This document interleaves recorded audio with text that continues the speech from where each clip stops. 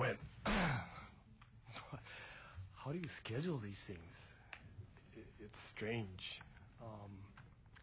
My name is Walter Ritte. I'm from the island of Molokai, and I'm not quite sure what to say. I'm like, this is a very emotional topic. It's a personal topic. It's a topic that we've been working really hard on to try and figure out how we're going to get a message to our legislators.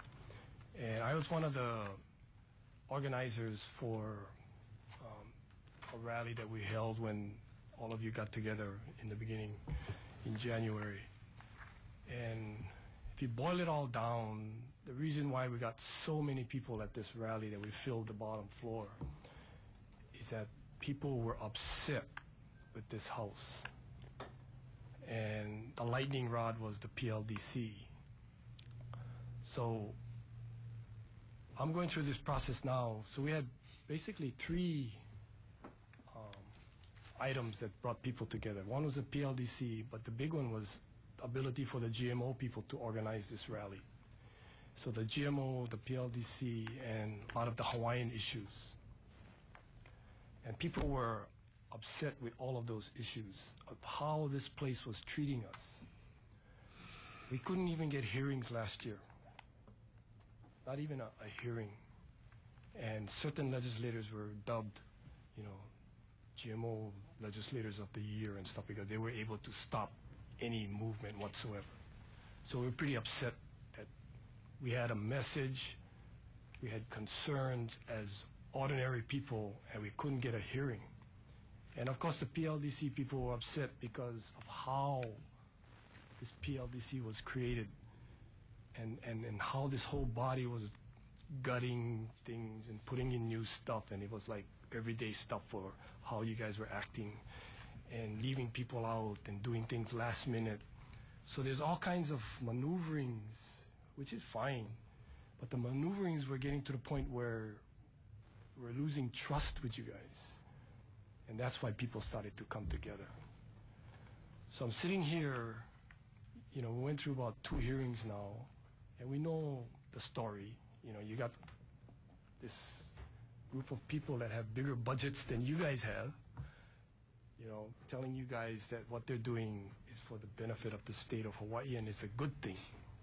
And then you got the people out there who are the beneficiaries of all of this saying this is a bad thing and we don't know what to do about it. So we said maybe if we labeled it, then we would have the power over these giant corporations instead of you guys. So they don't have to come to you, they got to come to us. And when we say label it, everybody goes, yeah, that makes sense. I mean, this tall, everybody thinks it's a simple request that we all abide by. Labeling is a good thing. But for some reason, it's become a very contentious issue, and we find ourselves here tonight. And I'm trying to figure out, what is really going on on our side, and what chance do we have to actually get this group, which is, 1, 2, 3, 4, well, we got 5 now, out of 17, to make a decision on this issue. And when I heard the testimony coming from Ansanto Ruafidi, I think that's her name. I'm not quite sure how to pronounce it, but she started supporting part 2 of this thing. And part 2 has nothing to do with what we wanted done. We don't want to label things that are already being authorized that you can already label. We want to know what is GMO in the box, whether that box is GMO or not. And if that one is not, then I can choose. So I'm beginning to think to myself that, we have an empty room and we have something in this bill that we don't support at all, but it's in this bill because Suji said it should be in this bill, and Suji's been the one that's been blocking us all these years where we couldn't even have a hearing. So what's up his sleeve? So we're trying to figure out what is the sunshine of all of this. What is the truth of all of this process that we all... I had to get up 5 o'clock in the morning, pay another $200 to come here and spend the whole day here waiting for this meeting, and then I come all the way, and then there's hardly anybody to talk to. So if this body eventually is going to say that we're going to pass this thing out as part 2, then, you know, we're going to be right back to square one about how this place operates. And do you really listen to the people and what they want? Or is it people with the biggest budgets, bigger budgets than you, really in control of this place? So there's a couple things I would like to see changed. You know, we need to include Hawaii produce and not just go with outside produce. We need, there's only a couple of them. Some people grow some corn, very few, but the papaya is the one. So the impact, and the papaya is already labeled. My gosh, they label it to send it to Japan, and it costs them just pennies to do that. So what's good for Japan should be good for us. So I don't see any reason why Hawaii produce shouldn't be in here. So because it's the Finance Committee, I want to talk to you guys about cost. And that's the real reason I came.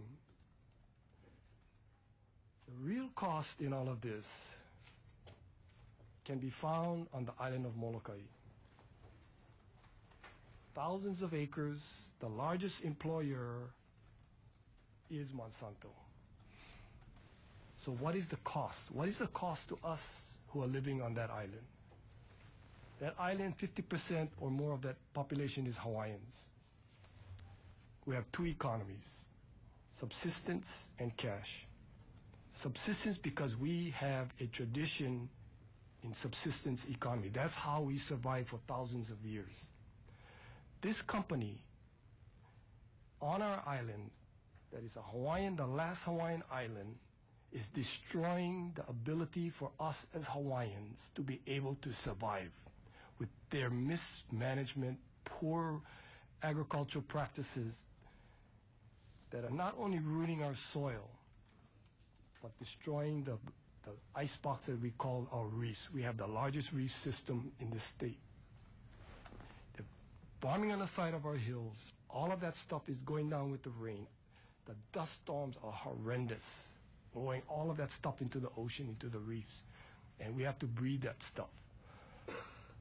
So we're paying a cost, health-wise, environmentally wise. We're losing our ability to be Hawaiians living off of the land. So that's the cost. It's not the pennies we're talking about for labeling. It's the cost of the people who live next to these operations. And I don't think any of you understand that unless you live next to these operations. So I needed to say that, and I needed to get up early, pay the $200 to let you know that there is a horrendous cost that is going on out there. And I want you to know that I have a right to know, but more importantly, I need to know in order for me to survive. I need to know, I need to have labeling so that I can fight these guys from destroying the last Hawaiian island. Thank you. Okay, thank you. Before we take any more testimony, Capital TV is telling us that they want to take a 1-minute recess to change the tape. So we're going to take a 1-minute recess right now, and we'll come back in a minute. So recess.